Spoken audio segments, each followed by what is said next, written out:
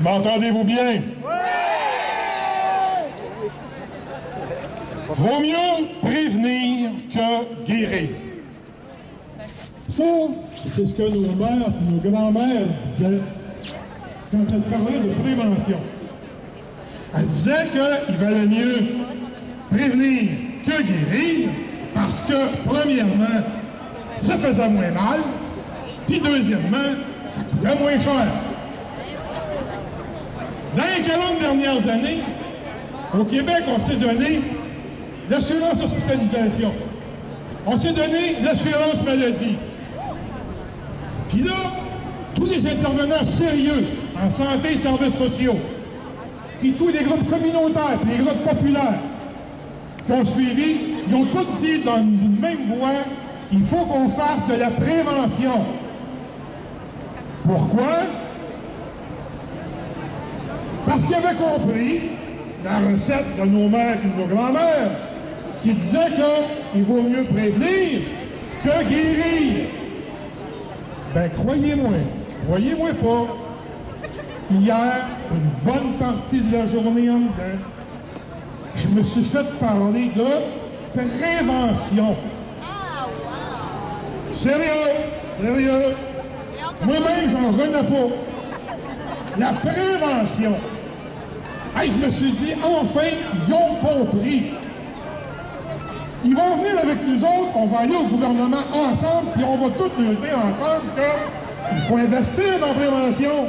Parce qu'on le sait tous, il vaut mieux prévenir. Hey, il y a même un présentateur qui nous a parlé qu'il y avait 3 types de prévention. 1, la prévention de promotion. 2, la prévention médicale. Puis 3, la prévention thérapeutique. Hey, ça, c'est 3 fois plus de prévention que j'en connaissais moins. Là, il nous a expliqué qu'est-ce que c'était. La prévention de promotion, ça, c'est comme, par exemple, avoir une saine alimentation. C'est une bonne alimentation. Hein? Oui. Mais pour avoir une bonne alimentation, il nous a expliqué qu'il faut avoir du choix. Mais c'est vrai, ça. Hein? Parce que si tu n'as pas de choix, tu prends qu'est-ce qu'il y a. Hein? Moi, je trouvais que ça va bien d'aller ce qu'il a raconté. Là, il a dit que c'était pareil pour les deux autres. Hein? Il a dit, pour la prévention médicale et pour la prévention thérapeutique, c'est pareil. Il faut avoir accès aux examens médicaux préventifs, puis au dépistage des maladies, puis ensuite au meilleur traitement, puis au meilleur suivi médical pour guérir ou contrôler la maladie. Moi, je trouvais que ça avait de l'allure encore. C'est vrai, il faut peut-être droit à tout ça, tu sais. C'est vrai.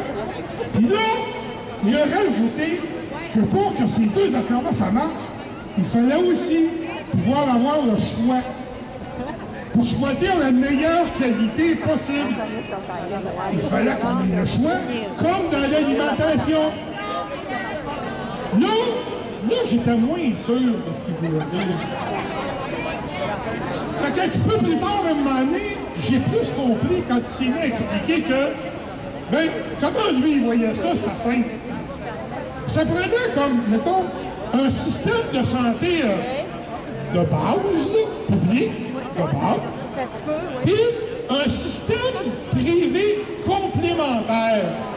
Hein? Là, c'est drôle, quand il a dit ça de même, moi, je me suis senti comme dans la publicité à TV, quand la femme, elle assure le char, elle parle à son assureur, puis elle dit, elle regarde son mari, jeter des billes de bois, elle dit, un char, puis elle dit, pour celui-là, je prendrais quelque chose plus de base, là. 2 secondes, je me suis senti comme la minute qui se fait bourrer de bois de chauffage.